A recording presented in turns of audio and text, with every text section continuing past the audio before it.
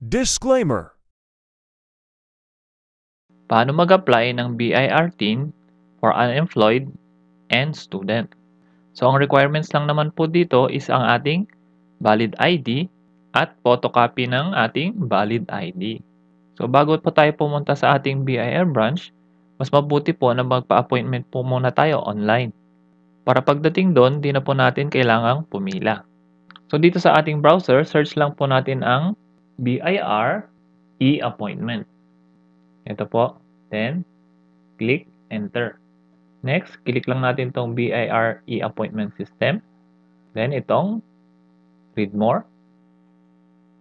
Then, scroll lang natin. So, next, click lang natin itong Book Now. So, dito, hanapin lang natin ang Revenue District Offices. So, dito, kung hindi nyo alam kung saang Revenue District Office kayo pupunta, meron tayong video nyan sa ating channel. Lagay ko na lang sa description yung link. Panoorin nyo na lang. So, halimbawa, dito sa amin is, dito kami sa may Revenue District Office number 6, Urdaneta City, East Pangasinan. So, click lang natin tong Select a Service. Next. Scroll lang natin. Hanapin lang natin tong Apply for TIN. Then, click natin tong Book Now. Then, dito, mayroong lalabas na User Agreement. Scroll lang ulit natin. So, next, click natin tong Agree. So, dito, Select Service. Scroll lang natin. Hanapin natin ang Application for TIN Issuance. So, click lang natin to.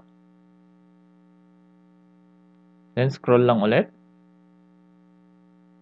So, dito sa February, ang available lang po is 20, 21, 22, and 23. Then, dito nakalagay kung anong oras lang ang pwede. So, halimbawa, February 21 kayo pwede. So, i-click nyo lang itong 21.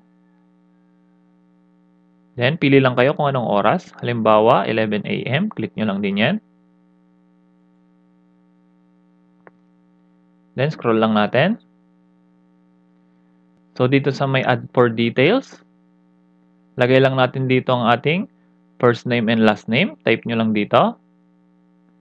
Then, next, dito sa may email, type nyo lang din dito. Dito naman sa address, optional lang kahit wag nang lagyan. Kahit dito sa phone number, optional lang din kahit wag nang lagyan. So dito, please let us know if you have any special request. Thank you. So pag meron kayong special request, pwede kayong maglagay ng notes dito. Pero kung wala naman, hayaan nyo na. Then scroll lang ulit natin. So dito tayo sa may provide additional information. So, dito tayo sa may taxpayer's name. So, dito lagay nyo lang ulit ang inyong pangalan. Then, dito sa TIN, optional lang, kahit wag nyo na rin lagyan. Taxpayer's address, optional lang din, kahit wag na. So, scroll lang natin. So, dito, click lang natin tong box na to. Lagyan lang natin ng check. Then, pag okay na, click lang natin tong book. Then, lalabas na po ang ating appointment receipt. So, picture lang natin yan o di kaya kung gusto nyo i-print nyo na lang para meron tayong pruweba kung sakaling hanapin nila. Then pagdating doon, kapag tinanong kayo kung saan nyo gagamitin, ang tip ko lang, ang sabihin ninyo is gagamitin lang sa pagkuha ng SS number, pag-ibig number o di kaya sa pagkuha rin po ng driver's license.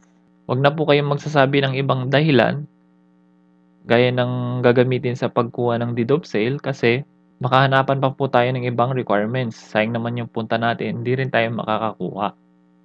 Then next, bibigyan po tayo ng form na gaya nito, 1904. Sa mga magtatanong kung ano lang ba yung mga kailangang i-fill out dito sa form na to, meron din po tayong video niyan sa ating channel. Lalagay ko na rin po sa description, panoorin nyo na lang. So yun lamang at kung nakatulong ang video na to sa inyo, please like and subscribe. Salamat!